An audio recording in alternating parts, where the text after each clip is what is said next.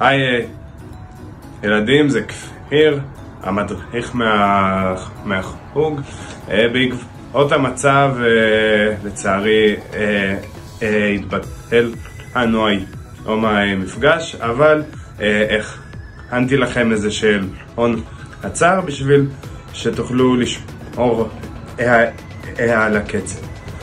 אז עכשיו אני אתן לכם את כל התשובות עם הסבר קצר. אז יש לנו את השאלה הראשונה, למה כלבים מריחים זה את זה כשהם נפגשים? אז התשובה היא שזאת הדרך שלהם להכיר. בעצם בעזרת חוש הריח הם מקבלים מידע על הכלב, בין כמה הוא, איך הוא מרגיש, ואז הם לומדים ככה להכיר אותו. יש לנו את השאלה השנייה, איך אפשר לדעת שהכלב שמח לפגוש אותנו? אז הוא יקפוץ, הוא יקשקש בזנב, אולי הוא גם קצת ינבח, בעצם הוא יראה התרגשות. השאלה השלישית היא, מהו תפקיד של כלבי הגישוש במשטרה? אז התפקיד שלהם הוא לעזור ולחפש חומרי אפץ או בני אדם שהלכו לאיבוד, ואז ככה הם עוזרים למצוא אותם. מהו התפקיד של כלב חייה?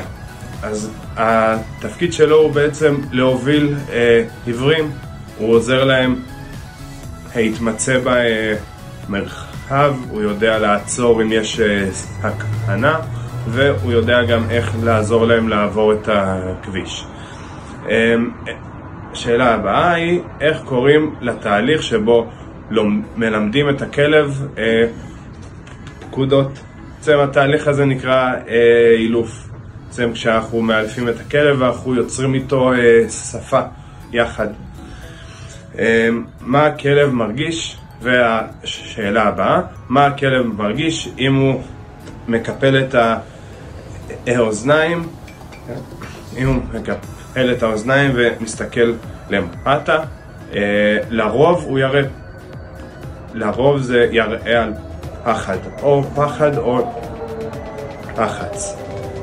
יש לנו את השאלה הבאה, איזה חוש הוא פחות מפותח אצל כלבים ביחס אלינו? אז התשובה היא חוש הראייה, ובפרט צבעים. כלבים רואים צבעים הרבה פחות טוב איתנו. בעצם הצבעים שהם רואים זה שחור, לבן, אפור, כחול וצהוב. יש לנו את השאלה הבאה, מה גזע הכלבים הכי קטן בעולם? אז הגזע הזה זה צ'יוואווה. זה הגזע הכי קטן. איך אפשר, ושאלה הבאה, איך אפשר לדעת שהכלב שמח? אז נוכל לדעת את זה אם הוא מקשקש בזנב בצורה של ימינה ושמאלה. טוב, ונעבור לשאלה הבאה. מה החוש הכי חזק אצל הכלבים? אז זה חוש הריח. בעצם חוש הריח של הכלבים הוא מאוד מאוד מפותח. בעצם כלבים מריחים יותר טוב איתנו פי בין 10,000 ל-100,000. אז המון. באמת חוש הריח של הכלבים הוא מאוד מאוד חזק. ונעבור לשאלה הבאה, איך הכלבים מקררים את הגוף? אז הם עושים פעולה שנקראת ההלחתה. בעצם הם מוציאים את השון ונושמים עדות.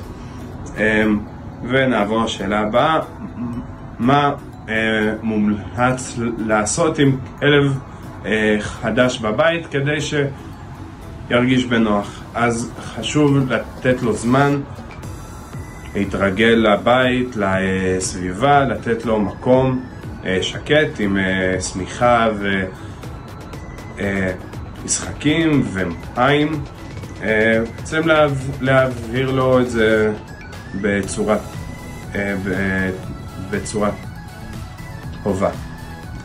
ונעבור לשאלה הבאה, באיזה איבר בגוף הכלב משתמש כדי להזיע? אז המקום היחידי שהכלב מזיע בו זה בכפות הרגליים. בעצם זה המקום היחידי שהוא מזיע בו, והזיעה הזאת יוצרת מין ריח של